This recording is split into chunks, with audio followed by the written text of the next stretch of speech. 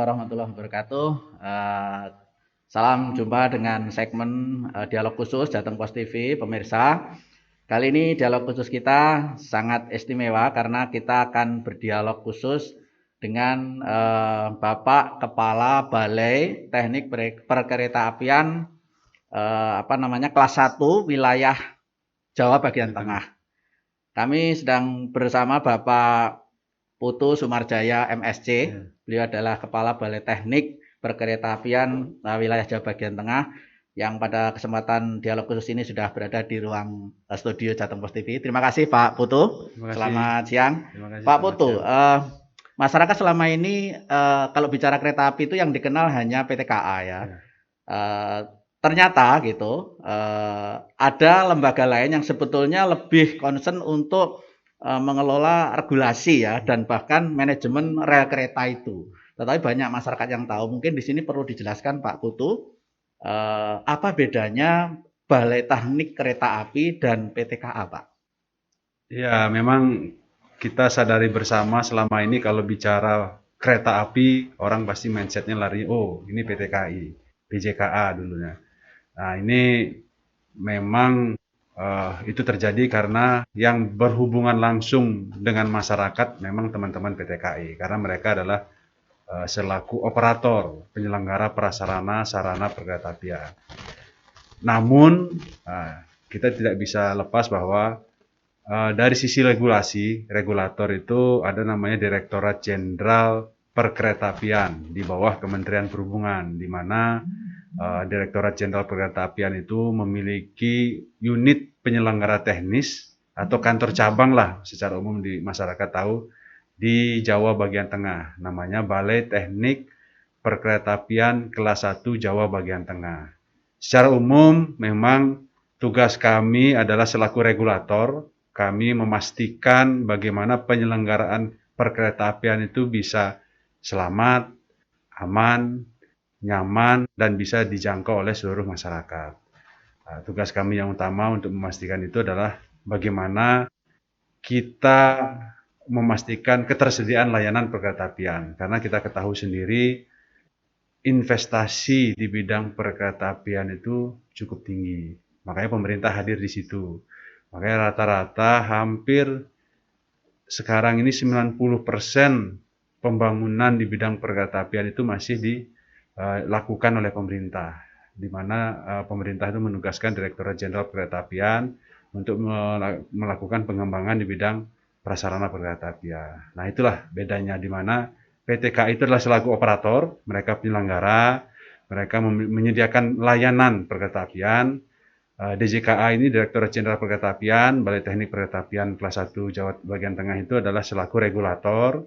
Kami memastikan pelayanan yang diberikan oleh PT KAI itu aman, selamat, nyaman, efektif, dan efisien. Oke, Pak Putu. Ya. Secara teknis tugasnya Balai Teknik apa, Pak? Dalam perkeretaapian ini? Tugas kami ya tadi memastikan, kalau kita bicara itu memastikan penyelenggaraan perkeretaapian, baik sarana, prasarana, angkutannya, keselamatan itu. Jadi relnya berikut gerbongnya. Ya, jadi prasarana, mesin dan gerbongnya. Ya, prasarana, relnya, sarananya itu keretanya. Kalau sarananya itu memang lebih banyak investasi dari PT KAI. Tapi kami memastikan sarana yang digunakan itu layak. Layak dari sisi keselamatan. Oh, begitu. Ya, dari sisi relnya, prasarana, kami selama ini membangun prasarana tersebut. Kita lakukan pembangunan. Jalur ganda misalnya lintas selatan, lintas utara itu kita lakukan pembangunan.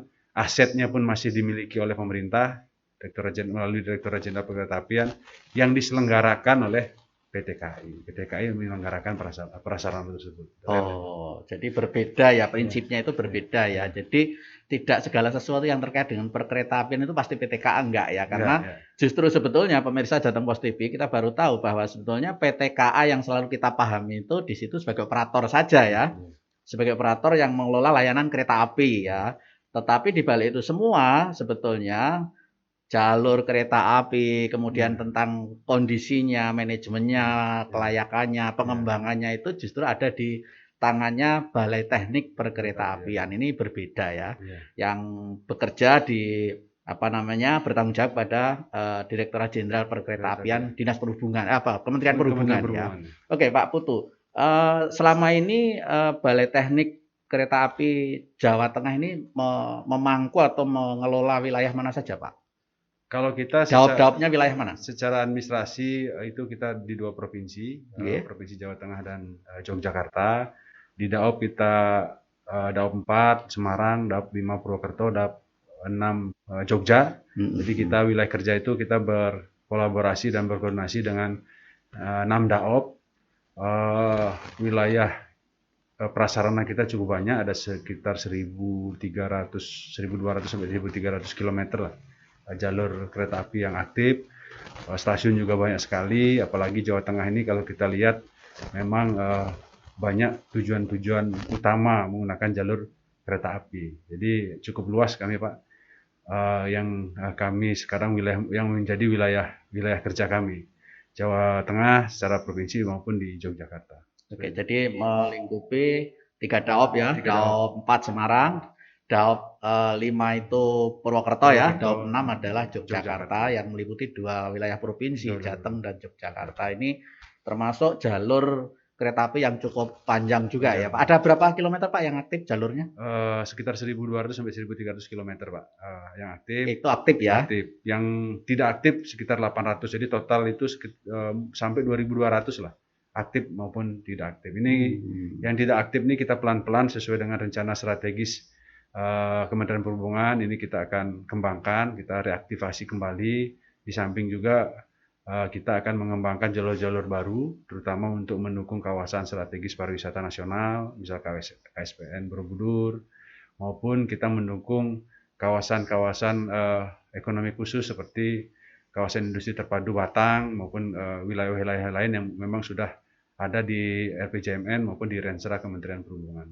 Oke, itu di antara yang aktif ada yang tidak aktif ya, Pak. Yang tidak aktif sekitar 800 itu di wilayah Jateng DIY itu ya? Ya, Jateng DIY. Itu posisinya memang mati, Pak. Itu relnya ada tetapi tidak berfungsi atau tertimbun tanah atau gimana itu? Macam-macam, Pak, kondisinya. Memang kalau kita lihat rata-rata jalur kereta ini, rel ini kan dibangun pada saat zaman Belanda, Pak. Oke. Nah, banyak memang jalur-jalur itu yang saat ini dalam kondisi yang tidak aktif, di mana sudah banyak yang sudah diokupansi oleh kegiatan yang lain, sudah tertimbun dan lain-lain. Ini memang memerlukan effort yang cukup besar bagaimana kita mereaktivasi jalur-jalur kereta itu. Karena pertama kita harus memindahkan penduduk yang ada di sepanjang jalur yang tidak aktif tersebut, habis itu kita melakukan pembangunan secara fisiknya.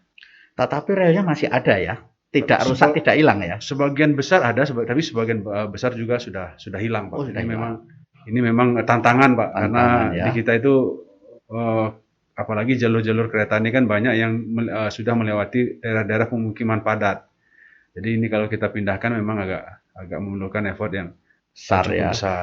Jadi investasi dibanding dengan bagaimana untuk mengaktifkan kembali itu kayak tidak imbang gitu ya. Itulah yang mungkin membuat sampai saat ini mungkin agak kurang getol untuk mengaktifkan jalur-jalur yang sudah nonaktif itu ya. Padahal kalau diaktifkan mungkin sebetulnya cukup menarik ya, Pak ya, karena kan kalau tidak salah itu berada kalau di Pantura ini ya, Semarang, kemudian ke arah Demak, ke Pati, ke Rembang sana, sampai sana ada ya sebetulnya ya. Ada, Pak. Jadi memang kalau kita lihat jaringan rel existing yang zaman Belanda itu kan memang sudah cukup banyak, Pak, dibandingkan yang ada sekarang. Nah, ini memang kendala paling utama itu adalah investasi di bidang rel perkeretaapian, prasarana perkeretaapian kan cukup tinggi, Pak. Tinggi ya. Tinggi sekali itu. Jadi, nah ini pemerintah sekarang kan melihatnya dari sisi prioritas. Harus masuk dulu di RPJMN misalnya.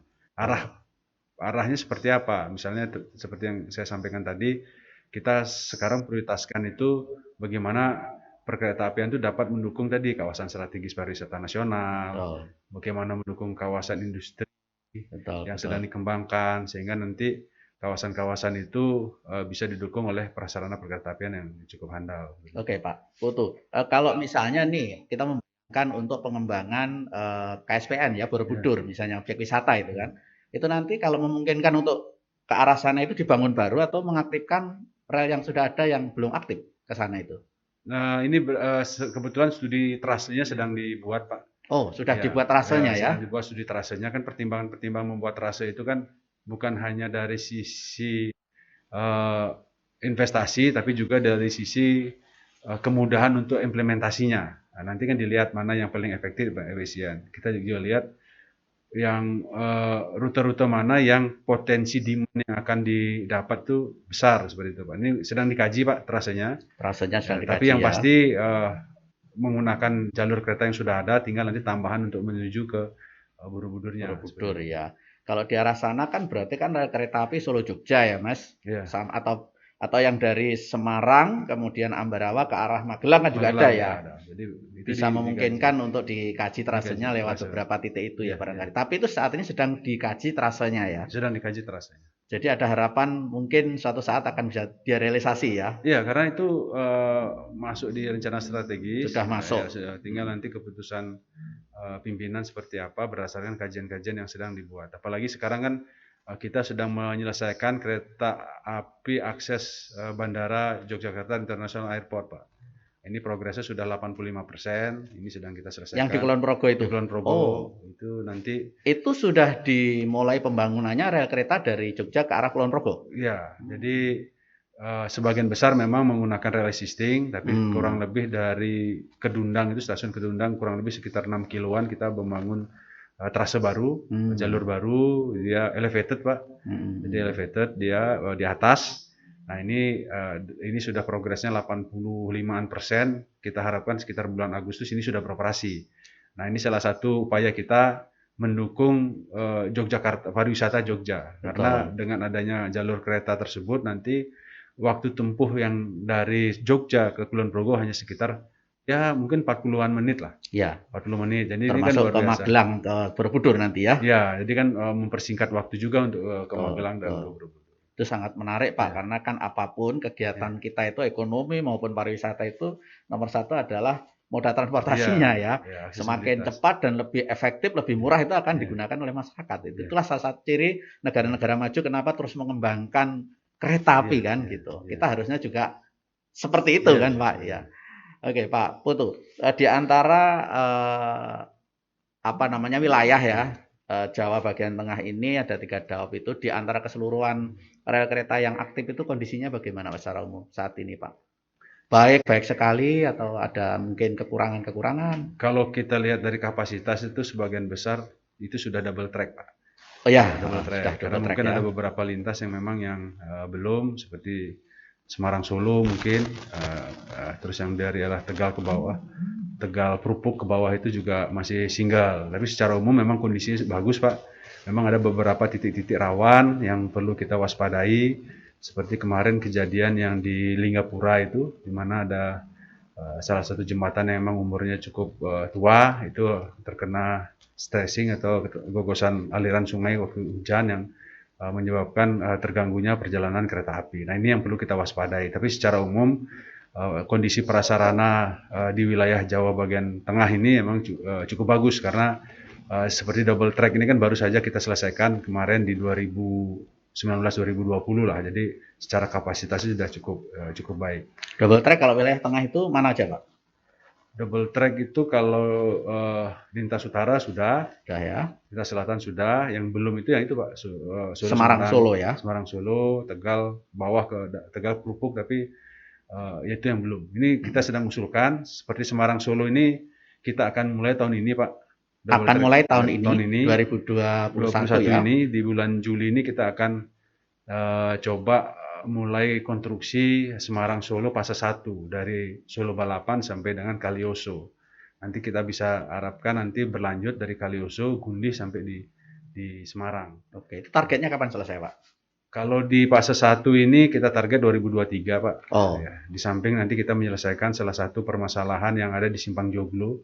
Oke. Simpang Joglo yang ada di Solo itu kan salah satu permasalahan, itu kita akan buat elevated track di sana sehingga nanti gangguan perjalanan kereta api yang akibat crossing antara kendaraan di jalan dengan kereta api itu bisa dihindari seperti itu. Oke, terima kasih Pak Putu Sumarjaya MSc, Kepala Balai Teknik Perkeretaapian kelas 1 wilayah Jawa bagian Tengah. segmen 1 ngobrol kita atau dialog khusus kita tentang kereta api sudah kita lewati. Sementara kita beri kesempatan komersial break yang mau lewat ini.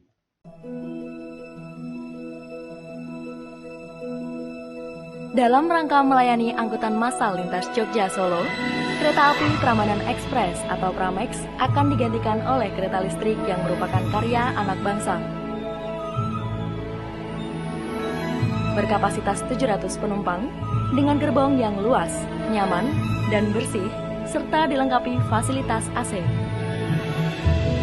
Kereta ini nantinya akan berhenti di 11 stasiun penopang. Dengan kecepatan hingga 90 km per jam, ditambah dengan layanan e-ticketing yang dapat mempermudah perjalanan.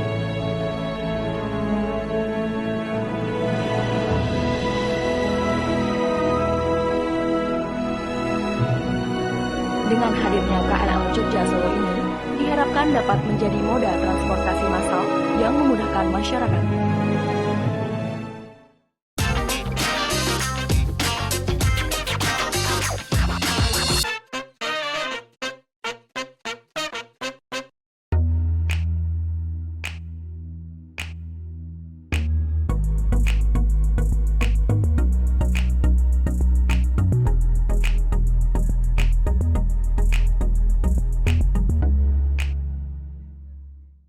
Oke, pemirsa Jateng Pos TV, kita melanjutkan dialog khusus kita untuk segmen 2. Kali ini dialog khusus Jateng Pos TV masih bersama Bapak Putu Sumarjaya MSc. Beliau adalah Kepala Balai Teknik Perkeretaapian kelas 1 bagian untuk wilayah Jawa bagian tengah ya. Kita berdialog khusus tentang tema perkeretaapian ya. Tentang tema perkeretaapian yang selama ini masyarakat sudah kenal dan masyarakat menikmati layanan kereta api yang semakin bagus itu ya. Ternyata di balik itu semua ada bapak-bapak atau lembaga yang secara khusus menangani tentang manajemen kereta api ini. Pak Putu, kita lanjutkan ngobrol kita Pak Putu bahwa mungkin selama mengelola 3 daop ya wilayah Jawa bagian tengah ini adakah kendala-kendala dalam memanage tentang rel kereta api itu Pak? Mungkin kendala internal, kendala eksternal, mungkin barangkali Pak bisa dijelaskan supaya masyarakat juga tahu. Kendalanya jangan-jangan juga karena faktor eksternal masyarakat gitu ya?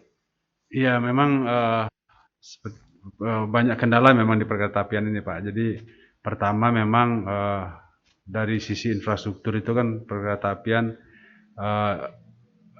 itu cukup banyak aset-aset kita Pak. Jadi total itu aset-aset perkeretaapian di wilayah kami aja itu mungkin di atas 15-20 triliun nilainya. Itu cukup besar. Di wilayah Jawa bagian tengah. Ya.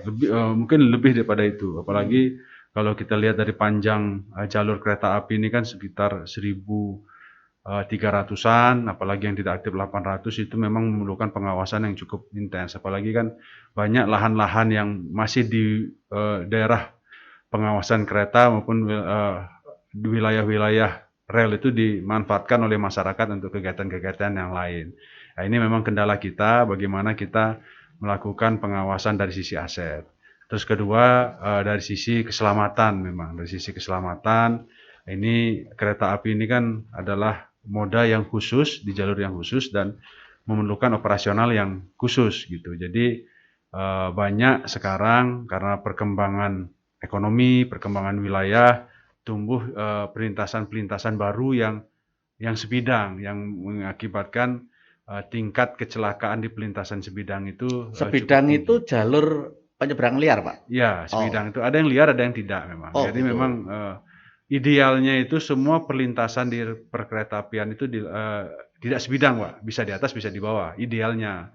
Namun kan dari sisi biaya itu cukup besar, apalagi sekarang kan banyak pelintasan-pelintasan baru yang bisa dikatakan dalam tanda kutip itu liar, yang sulit untuk melakukan pengawasan. Nah, ini yang banyak terjadi kecelakaan-kecelakaan di sana. Ini masyarakat harus sadar, kadang-kadang masyarakat kita ini waktu itu sangat penting gitu Pak. Dia tidak mau melewati jalan yang lebih jauh untuk menghemat waktu. Jadi prinsip orang kita itu time is money itu benar-benar gitu.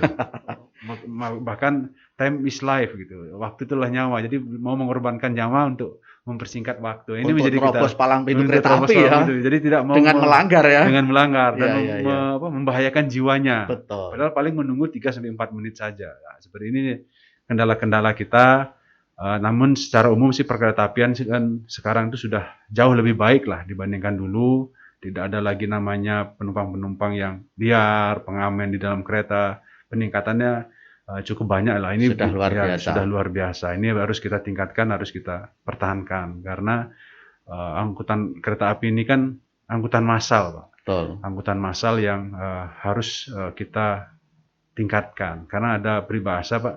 Negara maju itu adalah bukan orang miskin bisa menggunakan mobil, tapi orang kaya bisa menggunakan Naik kereta api. ya, lebih memilih menggunakan kereta api. Gitu. Karena faktor keselamatan, cepat, efektif ya. Efisien, ya. Betul sekali itu, Iya, Pak. iya, benar. Peribahasa itu. Iya. Bagaimana kita bisa begitu ya? Iya. Kalau di negara maju luar negeri kayaknya Iya. sudah menjadi Sudah seperti tradisi itu. ya, Pak ya. Bukan negara maju itu bukan orang miskin bisa menggunakan mobil, bukan, tapi Betul. orang kaya, orang mampu Sadar dan memilih menggunakan angkutan moda massal. transportasi massal seperti kereta api. Seperti kereta api. Oke, Seperti menarik itu. sekali. Pemirsa, tentang kereta api ini ternyata tidak sekedar jalan, Pak, tetapi bagaimana bisa merubah perilaku orang juga ya. Bagaimana sebetulnya negara maju itu menurut Pak Putu ditentukan oleh orang kaya yang sadar lalu mau menggunakan transportasi massal kereta api. Dan itu faktanya terjadi di beberapa negara maju ya, di Amerika Serikat, di Cina, di Jepang, di beberapa negara Eropa. Mudah-mudahan kita juga begitu dan itu juga sekaligus nanti bisa menjadi solusi kemacetan ya, Pak, di kota, Pak.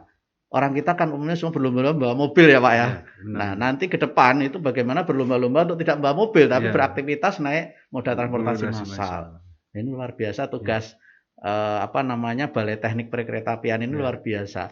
Pak Putu, ini kembali ke masalah eksiden-eksiden yang mungkin masih terjadi ya. Kalau dulu banyak, sekarang kan sudah mulai tereliminir ya. Tapi mungkin 1-2 orang-orang yang masih bandel yang nerobos di palang kereta itu gitu. Itu kan satu sisi sebetulnya tidak sekedar mengorbankan nyawa dia kalau dia ketabrak, tapi juga mengorbankan nyawa pihak lain kan. Bahkan mengorbankan PT Kereta Api itu sendiri atau Balai Teknik ya, karena kan ketika terjadi eksiden mungkin ada yang rusak relnya, ada yang keretanya juga jatuh dan segala macam. Itu bagaimana sih ke depan supaya efektif orang bisa jera itu, Pak? Nah, ini kan ada undang-undangnya itu, Pak. Memang pendekatan kita itu harus banyak-banyak pendekatan yang kita lakukan, Pak. 3I itu kita kedepankan sebenarnya sekarang. Kita melakukan edukasi. 3E ya. Edukasi itu sudah kita buat kegiatan kampanye keselamatan di perlintasan sebidang. Kita sudah sering lakukan. Di mana, Pak? Itu di perlintasan-perlintasan. Oh, gitu. Di beberapa. Jadi setiap tahun itu kita punya program, kita sosialisasikan ke masyarakat. Gini loh akibatnya, baik melalui media sosial dan lain-lain. Termasuk menggunakan TOA di perlintasan itu ya? Kita mengedukasi, Pak. Itu edukasi yang pertama ya. Yang kedua, kita lakukan enforcement yang Bapak bilang tadi. Ya, ini pendekatannya lebih ke penegakan hukum ini. Ya. Kita sudah edukasi, sudah kasih tahu, kita enforcement. Nah, ini yang nanti kita lebih kaji dari sisi undang-undang, karena kan enforcement ini lebih pendekatan ke regulasi, Pak, undang-undang ya. Betul. Ini kita lihat di Undang-Undang 23, apakah bisa nanti pendekatan enforcement, karena yang banyak melanggar itu bukan dari sisi keretanya sebenarnya. Kalau Undang-Undang 23 kan pendekatannya di keretanya. Nanti kita bisa bicara dengan teman-teman lantas, karena yang melanggar itu kan di lalu lintas jalannya, Pak. Betul. Kalau Undang-Undang 23 kan yang ngatur di keretanya, bukan ngatur di jalannya. Nah, sebenarnya sinergi dengan Undang-Undang 22 di lantas ini nanti kita tekankan. Misalnya melanggar itu dianggap sebagai pelanggaran, itu bisa dilakukan tilang. Misalnya rambu di dalam melintas kalau pada saat ada palang atau apa, itu bisa dilakukan pendekatan. Betul. Nah, kalau enforcement tidak bisa, pilihannya adalah engineering, Pak. Engineeringnya ini yang memang memerlukan investasi yang cukup besar. Nanti kita buat bahwa semua rel perlintasan sebidang itu menjadi tidak sebidang. Di atas. Di atas atau di bawah. Ini kan engineering nih, Pak. Ya, di atas atau di bawah jalan umum ya. Di bawah jalan umum. Oh, jadi engineeringnya yang mengalah ya. Ya, jadi tapi di atas dan di bawahnya nanti ya mungkin jalan rayanya gitu. Ini kan nggak mungkin bisa ke atas, karena kalau kereta ke atas itu dia harus dari sisi desainnya lebih memerlukan effort yang lebih besar. Jadi jalan daratnya dibuat jalan layang misalnya. Kayak yang di Solo, Pak, di Purwosari ya saat ini ya. Salah satunya. Baru saja diresmikan ya. Nah, mungkin salah satu yang nanti keretanya yang ke atas itu di Joglo, Pak. Simpang Joglo ini kita buat elevated track karena memang dari sisi eh, situasi lalu lintas di bawah itu simpang 7 memang harus keretanya yang dibuat ke atas. Nah ini dari sisi engineering, jadi tiga-tiganya ini kita terapkan Pak, edukasi, enforcement, engineering ini kita tekankan itu. Jadi Di penegakan hukum di E yang kedua itu kan sebetulnya kalau nggak salah ada undang-undang perkeretaapian yang siapapun wajib mengutamakan kereta api, Pak. Ya. Jadi wajib mengutamakan kereta api untuk nyebrang. Jadi yang kedua mengutamakan orang yang mungkin nyebrang lebih duluan itu diutamakan selesai nyebrangnya ya. Siapapun tidak boleh mengganggu. Jadi kereta api istilahnya harus nomor 1 lah dalam konteks itu ya.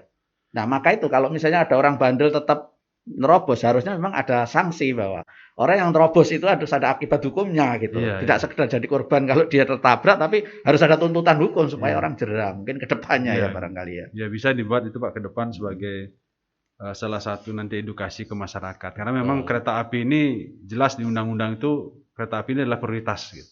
Prioritas karena makanya dia diberikan jalur khusus. Dan dari sifat sarananya memang dia harus diberikan prioritas. Dia tidak bisa berhenti dan melambat secepat seperti moda-moda yang lain. Betul. Oke, Pak Putu Sumarjaya.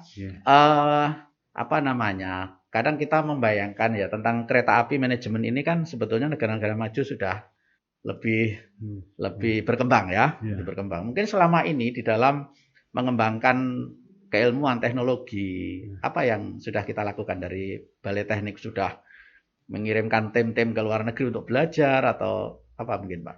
Khususnya di wilayah tengah ini. Iya, jadi dari sisi SDM memang SDM kita cukup berkompeten di bidang perkeretaapian Pak. Jadi banyak SDM kita yang memang sudah baik diklat pendek, short course itu sudah ke Cina, ke Prancis beberapa kali yang memang program utamanya yang menyelenggarakan di pusat Pak. Kita kan punya Badan Pengembangan Sumber Daya Manusia Perhubungan. Pusat ya, nginduk di situ ya. Di situ. Kalau program kita khusus kan kita hanya OPT yang memang fokus di tugas-tugas yang diberikan kepada kita. Apalagi dalam waktu dekat ini juga ada program double degree antara memang program Kementerian Perhubungan, UGM dan Universitas Birmingham di Inggris untuk pengembangan SDM perkeretaapian. Karena kan teknologi perkeretaapian ini sangat-sangat berkembang Pak di negara-negara lain. Pak mungkin selintas yang Pak Putu selama ini pengalaman ya, mungkin sudah kemana-mana juga belajar kereta. Kendala luar negeri dengan di sini itu apa Pak kira-kira supaya di sana bisa maju, di sini mungkin belum. Itu apa kendalanya Pak? Di luar negeri itu memang mereka sudah melakukannya terlebih dahulu Pak. Mereka lebih cepat memang dari sisi teknologi. Kalau kita lihat di contoh di Jepang, Cina itu kan teknologi kereta cepat itu sudah masif. Betul, kita baru cepatnya terutama. Ya kita baru melakukan pembangunan untuk di Jakarta Bandung kan. Kedua rata-rata keretanya sudah elektrifikasi. Kalau kita elektrifikasi kan baru di wilayah Jabodetabek, kita di Jogja Solo yang memang di luar Jabodetabek. Nah ini yang memang ketertinggalan ini harus kita kejar. Apalagi pertama memang dari sisi pendanaan, investasi kereta ini kan luar biasa Pak, luar biasa. Contoh kita membangun Jogja Solo elektrifikasi itu sepanjang kurang lebih 50-60 kilo itu investasinya hampir 1,2 triliun, kan luar biasa Pak. Nah ini bagaimana kita mendorong sebenarnya pendanaan alternatif. Ini yang belum muncul di kita sebenarnya. Pembiayaan perkeretaapian itu kalau hanya mengandalkan operasional kereta api tidak akan masuk. Makanya di luar negeri itu kan mengenal namanya transit oriented development Pak. Jadi kereta api itu adalah bukan hanya menyelenggarakan kegiatan perkeretaapian, namun misalnya di situ ada di setiap stasiun dibangun pusat perbelanjaan yang luar biasa, di situ dibangun apartemen dan lain-lain yang secara tidak langsung itu sebagai pengembalian untuk pengoperasian perkeretaapian. Ini kan menarik investasi Pak. Betul. Kalau hanya mengandalkan pemerintah kan agak sulit. Nah ini yang bisa mengejarkan backlog lah istilahnya. Backlog itu jadi kita target misalnya 1 tahun tuh membangun 300 km jalan kereta misalnya. Sedangkan dari sisi pendanaan hanya bisa 100, 200 ini ya harus mencari pendanaan alternatif. Pihak ketiga yang investor. Memang di samping itu juga dari sisi pembebasan lahan, ini mungkin infrastruktur rata-rata seperti itu. Kan rata-rata di kita itu permasalahan di pembebasan lahan. Namun dengan peraturan-peraturan baru yang sekarang, metode pembebasan lahan itu sudah mulai bisa dicari solusi-solusi sehingga hambatan-hambatan itu bisa mulai dipecahkan Pak, seperti itu. Tinggal modalnya saja Pak Tinggal ya. modalnya saja. Kalau Termasuk yang di modalnya- Sumatera akhirnya gagal atau tidak tercapai 100% itu juga karena Ya. mungkin pihak ketiga belum ada yang Ya, ya. tertarik Beda untuk dengan investasi jalan ya. tol, mungkin pengembalian investasinya lebih mudah Pak. Kalau jalan Lebih tol cepat kan ya. prasarananya dibangun, sarananya sudah ada sendiri kendaraan kan. Betul. Kalau kereta, relnya harus dibangun, Betul. keretanya juga harus dibeli, sistem operasional juga harus disiapkan. Seperti itu. Oke. Ya, jadi pemirsa Jateng Pos TV, semakin menarik dialog khusus kita tentang kereta api bersama Pak Putu Sumarjaya MSc. Beliau adalah Kepala Balai Teknik Perkeretaapian kelas 1 wilayah Jawa bagian tengah yang berkantor pusat di Semarang ya Pak ya. Mungkin yang terakhir Pak Putu dari kami, juga kita bermimpi bahwa di sebagian negara Eropa itu kayak di Belanda itu kita menyaksikan, saya pernah ke sana juga itu menyaksikan kereta itu jalan-jalan di tengah kota Pak. Di protokol-protokol kota itu hal biasa, tetapi mungkin 3 gerbong, 4 gerbong menjadi angkutan massal juga. Yang mereka relnya di sisi jalan besar, kadang ada di tengah juga, dan itu terjadi hal biasa. Saya membayangkan untuk mengatasi kemacetan ibu kota DKI Jakarta itu mungkin kalau mau salah satunya seperti itu Pak. Memungkinkan nggak itu Pak kira-kira Pak? Bisa saja Pak, apalagi kan model-model kereta api seperti itu kan banyak. Kita mengenal dulu namanya tram. Tram kan di ibu kota kita dulu dan mungkin di beberapa kota di Indonesia itu sudah ada sebenarnya tram-tram itu. Bukan hal yang baru di Indonesia. Cuman ini yang memang harus kita kembalikan kembali karena dulu kan rezim yang diprioritaskan adalah jalan raya di mana 90% pergerakan orang dan barang kan sekarang di jalan Pak. Jadi ini kita mulai dorong angkutan perkotaan yang memang kota-kota besar. Seperti Jakarta kita sudah membangun LRT, terus sekarang ada namanya ART Pak, Autonomous Rail Transit gitu. Jadi kalau nggak salah itu dia dari sisi investasi prasarana dia tidak terlalu mahal, menggunakan jalur jalan existing, itu pun kapasitasnya sama dengan LRT, namun dari sisi pengoperasian dan dari sisi investasi lebih mudah. Ini salah satu target yang akan dikembangkan itu Semarang salah satu. Semarang, malah Jogja, Semarang ya? Semarang, Jogja, Surabaya. Nanti tinggal kajian-kajian teknis dari pusat seperti apa. Karena ini direncanakan ini Pak, kembali lagi kalau kita bicara angkutan perkotaan di kota-kota besar itu kan kita anggap itu sudah visible, layak untuk dibiayai oleh pendanaan alternatif investor tadi. Tinggal nanti pemerintah misalnya memberikan support dari sisi jaminan,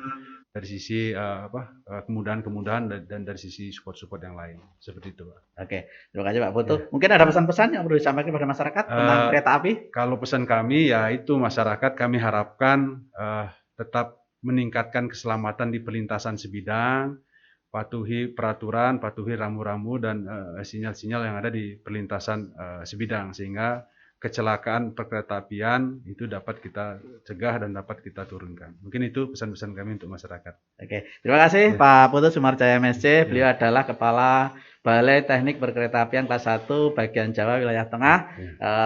Segmen 2 dialog khusus kita tentang kereta api sudah kita lalui. Semoga bermanfaat buat masyarakat kita semuanya. Saya Bejan Saitan, Jateng Pos TV, undur diri. Assalamualaikum warahmatullahi wabarakatuh. Waalaikumsalam.